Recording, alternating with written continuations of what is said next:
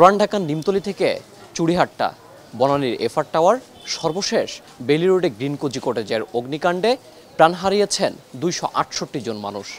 সাধারণ মানুষ কতটা সচেতন, এ নিয়েই এটিএন নিউজের নিয়মিত আয়োজন আমাদের কথার আজকের পর্ব। স্বাগত জানাচ্ছি আমি মুজাহিদুল ইসলাম।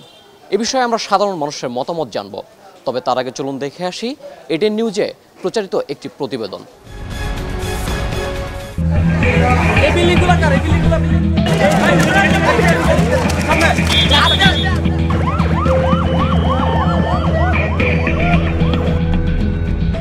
14 বছর আগের এক রাত, পুরান ঢাকার নবাবকাঠারা প্রকম্পিত হয়ে ওঠে বৈদ্যুতিক ট্রান্সফরমারের বিস্ফোরণে। এই বিস্ফোরণ থেকে মুহূর্তেই আগুন ছড়িয়ে পড়ে আশেপাশে থাকা ভবন ও কেমিক্যাল গোডাউনে। পরদিন 4 জুন উদ্ধার কাজের আনুষ্ঠানিক সমাপ্তি ঘোষণা করা হয়। তবে ভয়াবহ সে আগুন কেড়ে নেয় 124টি প্রাণ। মৃত্যুর সে মিছিলে ছিল শিশু থেকে প্রৌঢ় সব বয়সী মানুষের ভিড়। এক যুগ পেরিয়ে গেলেও ভয়ঙ্কর সে আগুনের ক্ষত কখনোই শুকিয়ে যাবে না স্বজনদের মন থেকে।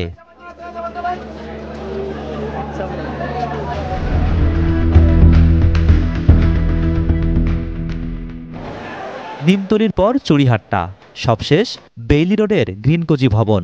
বারবার ভয়াবহ আগুনের মুখোমুখি হতে হয়েছে রাজধানীবাসীকে। আর প্রতিটি অগ্নিকাণ্ডের পর ভবনের নিরাপত্তা নিশ্চিতে দেখা গেছে তোড়জোড়।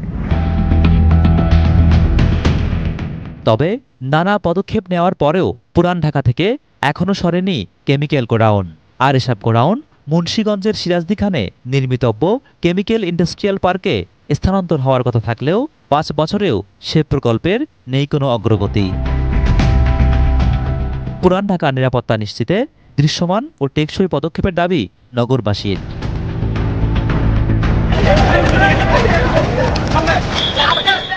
Zahid Hossain, ATN news, Dhaka.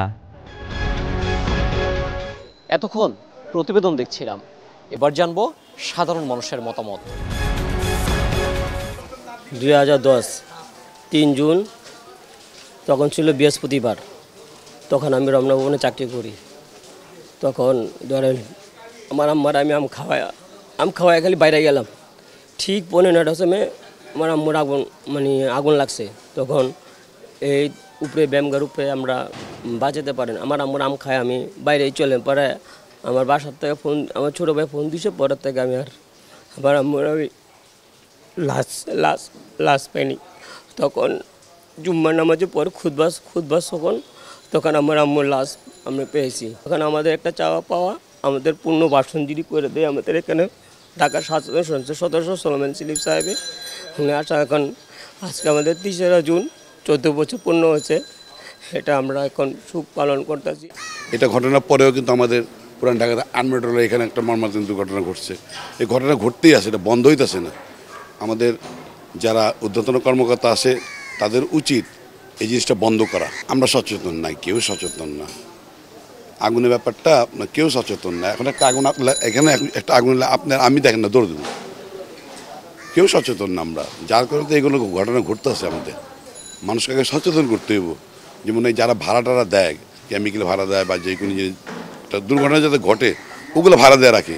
একটা ঘটনা ঘটতে তো এগুলোর থেকে হয় ঘটনা। প্রতিনিয়ত এরকম দুর্ঘটনা ঘটেই যাচ্ছে। তাছাড়া বর্তমানেও কিন্তু দেখেন এই গত বছরও কিন্তু প্রায় প্রতিদিনই কিন্তু আগুন লাগতেছিল এক জায়গায় সারা বাংলাদেশে। এখনও কিন্তু আমরা সেটার বাইরে না, এখনও প্রতিনিয়ত বিভিন্ন জায়গায় আগুন ধরতেছে। তাই বলে আমাদের আরও সচেতন হওয়া দরকার এবং প্রত্যেকটা মানুষ যতদিন না সচেতন না হবে ততদিন এই আগুন বর্জন করা সম্ভব হবে না। তাছাড়া আমি মনে করি সরকারের এটা নিয়ে আরও পদক্ষেপ নেওয়া দরকার। আগে থেকে অনেক সচেতন হয়ে গেছে। এগুলা দেখার পর, জ্বালাপুরা দেখার পর অনেক লোক সচেতন হয়ে উঠছে যে এগুলা মাঝে ওরা আসে খুব কম। আর গুডাউনের বলেন, এটা বলেন, ওদের সেফটি রাখে। ওরা প্রত্যেকটা জিনিস সেফটি রাখে যাতে আর এই ভয়াবহ যাতে না হয়। প্রত্যেকটা নাগরিকের একটা সচেতন হওয়া দরকার। কারণ হচ্ছে আমাদের এই যে নিমতলীতে যে ভয়াবহ অগ্নিকাণ্ডে মর্মান্তিকভাবে নিহত 124 জন নারী পুরুষ যারা নিহত হয়েছিল, এটা আসলে খুবই মর্মান্তিক। শুধু এখানে না, বাংলাদেশে প্রতি বছরই কোথাও না কোথাও হচ্ছে সেটা একটা অগ্নিকাণ্ড ঘটে থাকে। আর সেই অগ্নিকাণ্ডের ঘটার পর হচ্ছে আমরা আসলে তখন একটা ডিসিশন নিতে পারি না। আমরা আসলে এটা সম্পর্কে সচেতন নই, অবগত নই। তো তো আমাদের প্রত্যেকটা নাগরিকের উচিত আসলে এটা সম্পর্কে অবগত হওয়া। সিটি কর্পোরেশন যে সিদ্ধান্ত নিয়েছিল, তারা এই ওল্ড টাউন থেকে তো এটা সরাইতে পারে নাই। তখন তারা অনেক প্রতিশ্রুতি দিয়েছে যে নিয়ে চলে যাবে, এই বিক্রমপুরে নিয়ে যাবে বা জয়দেবপুর নিয়ে যাবে, গাজীপুর নিয়ে যাবে, কিন্তু এগুলা সরায় নিয়ে যাওয়ার কোনো প্রস্তুতিও সফলতা পায় নাই।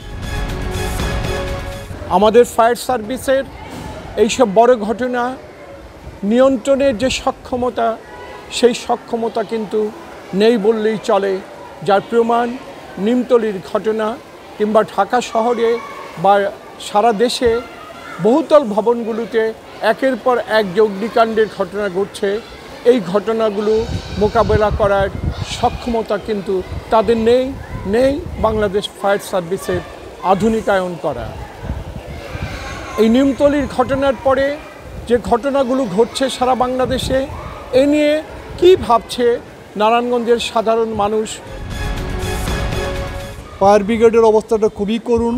যুগের সাথে তাল মিলিয়ে যে আধুনিক হওয়ার প্রয়োজন ছিল সেটা হয়নি। পাশাপাশি নগরায়নের ফলে দেখি আমরা যে সুউচ্চ যে ইমারত তৈরি হচ্ছে, সেখানে 20 তলা 25 তলা ভবন তৈরি হচ্ছে, ওখানে যে অগ্নি নির্বাপনের যে ব্যবস্থাটা সেটা খুব অপ্রতুল।